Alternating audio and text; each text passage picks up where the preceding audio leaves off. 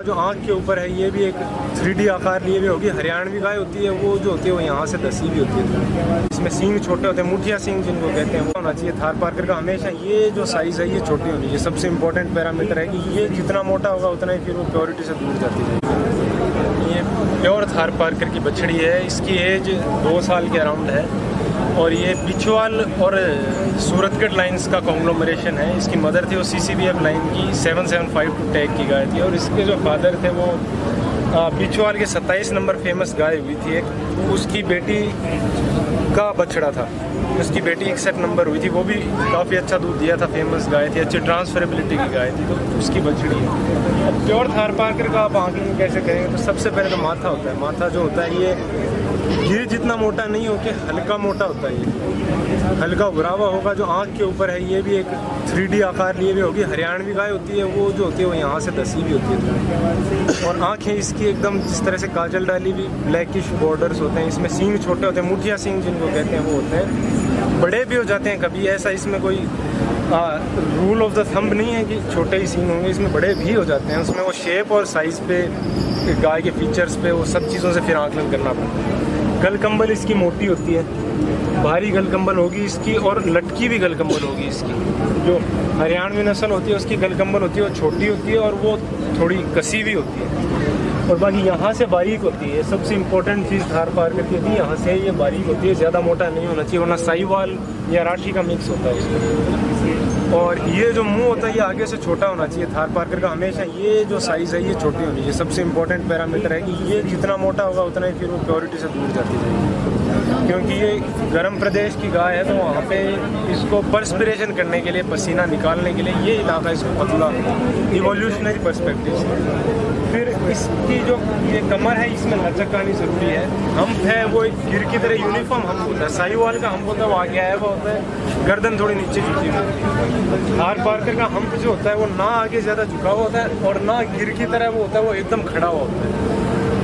इसका एकदम गिर जो होती है वो डायरेक्ट सीधी सिमेट्रिकल खड़ी हुई होती है, तो ये दोनों के बीच की होती है। इसका जो होता है दरमियानी स्ट्रक्चर होता है कि थोड़ी यूनिफॉर्मिटी भी है और थोड़ा एक हल्का बैंड भी है इसमें, दोनों के बीच का कहीं होगा ये। और यहाँ से फिर हल्का बैंड होकर पीछे तक जाती है और फिर जो देसी गाय में जो सारी गायें जो होती हैं आगे डाउन स्लोप लिए होती है वो होता है इसमें। बाकी चाल भी और काफ़ी सारे इंडिकेटर्स और भी होते हैं इसमें। और एक जैसे ये गलकंबल आप बताइए वो नाभि तक जाता है, वो किस में जाता है? नाभि तक इसमें, हाँ नाभि इंपॉर्टेंट इंडिकेटर है इसमें। जो नाभि होती है वो इसकी छोटी होती है, ना बड़ी होती है और ना एकदम चिपकी भी होती है। राठी और साहिवाल से हल्की छोटी होती है और लीनियर फ्लैप जिसको कहते हैं, लीनियर फ्लैप होती है एकदम लाइन की तरह से। इस बछड़ी का आप देखोगे तो इसका एकदम से लीनियर फ्लैप है। इसका जो ये एकदम यूनिफॉर्म एक लाइन की तरह है, सिमेट्रिकल लाइन की तरह। ये इंपॉर्टेंट इंडिकेटर है इसमें। तो राठी और साहिवाल में होती है वो थोड़ी लंबी होती है। राठी में 7-8 इंच तक की हो जाती है, साहिवाल में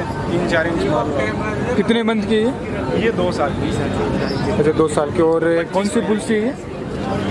25 महीने की है। नहीं बुल कौन सा? इसका फादर? इसका फादर जो है वो बिचवाल लाइन का है। 3 नंबर बुल था, फेमस बुल था और 27 नंबर गाय थी। तो दोनों की मिक्स ब्लड लाइन हुई थी। 27 नंबर गाय की बेटी 61 नंबर अभी भी फार्म पे है, उसने 3500 से ऊपर दूध दिया था सेकंड लैक्टेशन में। तो उसका और 3 नंबर का क्रॉस बुल है, पोरस बुल है। अच्छा ओपन बुल है हमारे पास में, उसकी बछड़ी। ये ब्रीडिंग के लिए तैयार कर रहे हैं आप? हाँ ये ब्रीडिंग के लिए तैयार है। ये ब्रीड की अच्छी बछड़ी कह सकते हैं आप इसको, जिसमें इंडिकेटर्स भी मौजूद है और ब्लड लाइन भी इसमें। इसकी मदर का जो रिकॉर्ड था वो 4000 के अराउंड का रिकॉर्ड था। और सेल परचेज का काम भी आपका?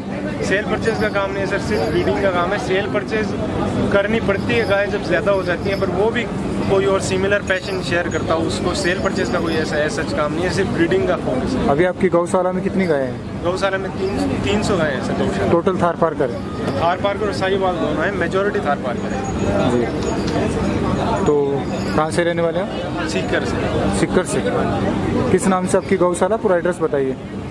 उदयपुर वाटी में है सर। लोहागर जी लोहारगल धाम पड़ता है, उसके अंदर ही है, प्रॉपर लोहारगल धाम के पास ही है हमारी गौशाला। और एज सच कोई नाम नहीं है, हमने कोई प्रोफेशनली नाम नहीं किया, मार्केटिंग नहीं की उसकी, वही एड्रेस है। तो कोई आपसे संपर्क करना चाहे तो कैसे? कोई कांटेक्ट नंबर या फिर एड्रेस सही? कांटेक्ट नंबर है, पापा का नाम भगवान सिंह जी है और इस फील्ड में सब जानते हैं उनको, तो उनके नंबर हैं 9414256016।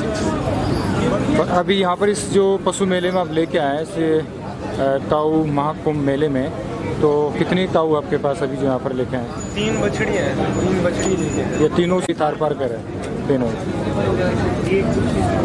और एक ही मदर की है या अलग अलग है? अलग अलग हैं, अलग अलग ब्लड लाइन्स की, अलग अलग मदर्स की हैं।